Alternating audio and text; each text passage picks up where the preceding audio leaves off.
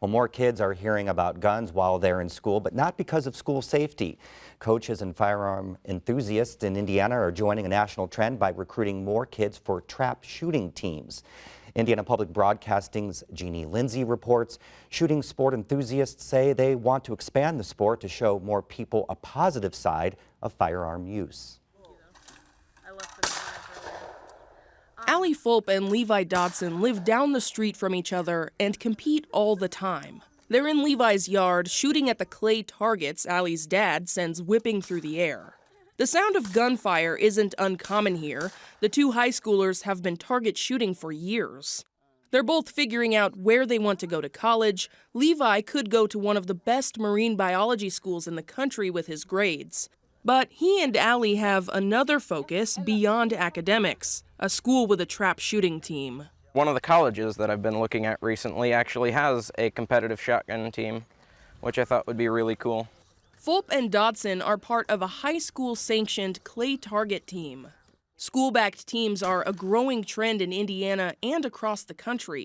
The Indiana High School Clay Target League started 3 years ago with one team. This year, there are 15.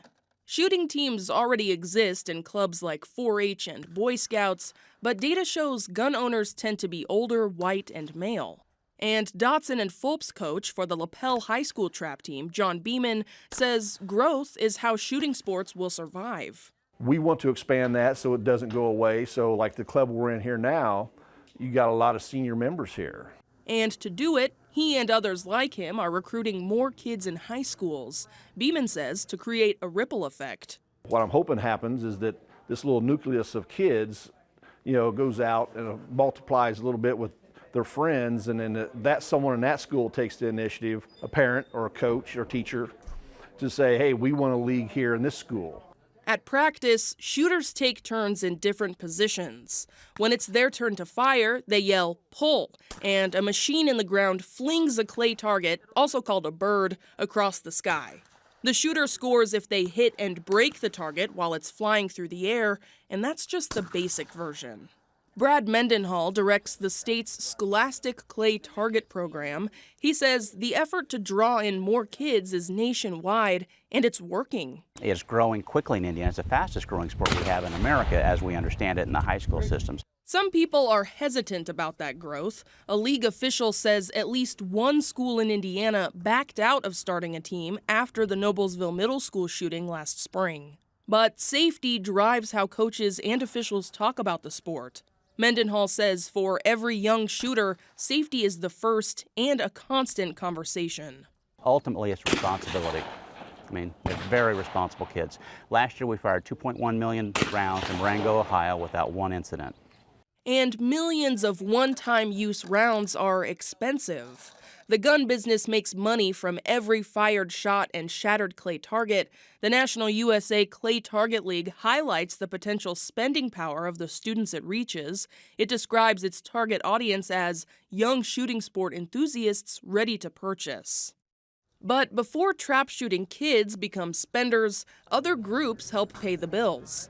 The nonprofit arm of the NRA, Friends of NRA, fundraised more than $1 million in Indiana last year for shooting sports.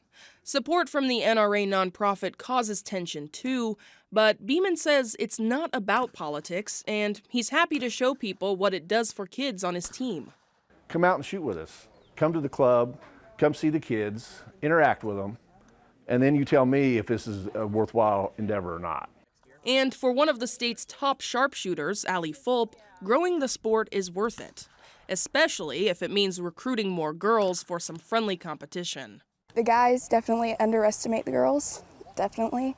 I hope that they remember that we can still beat them. We can beat them hard. And with her sights set on the Junior Olympics, she plans to. For Indiana Newsdesk, I'm Jeannie Lindsay. Trap shooting officials also say efforts are underway to open a path to the Olympics in Indiana.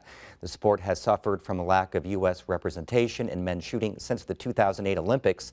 Mendenhall says training facilities across the country still need to catch up with changes made at the international level, but the organization, USA Shooting, is hoping for a comeback in 2020.